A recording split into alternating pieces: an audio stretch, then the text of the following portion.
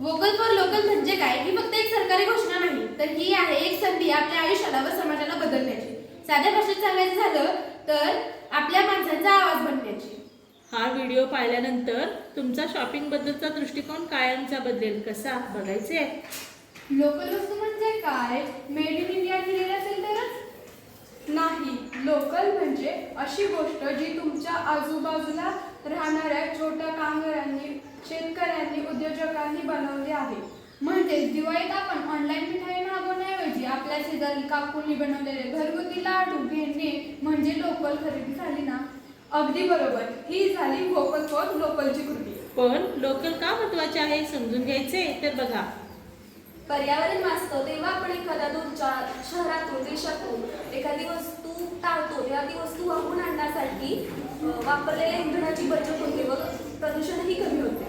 कला, जिवंत कला व हस्तकला पिढ्यानपिढ्या चालत आहेत.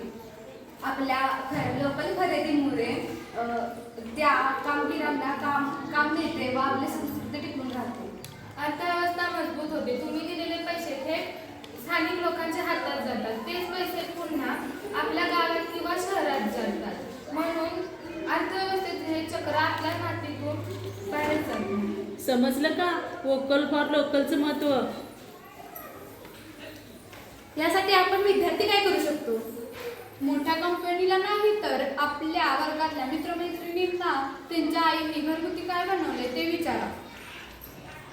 ऑनलाईन विदेशी ब्रँड शोधण्याऐवजी हस्तकला किंवा शेतकरी उत्पादन शोधा.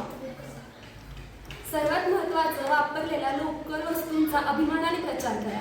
लोकल खरेदी, लोकल खरेदी, लोकल प्रचार, लोकल प्रचार, लोकलसाठी वोकल. लोकल साठी वोकल. चला आपल्या मातीचा मान राखूया आणि आत्मनिर्भर भारताची पहिली पायरी आपल्याच घरातून सुरू करूया. Vocal for local, vocal for local. Jai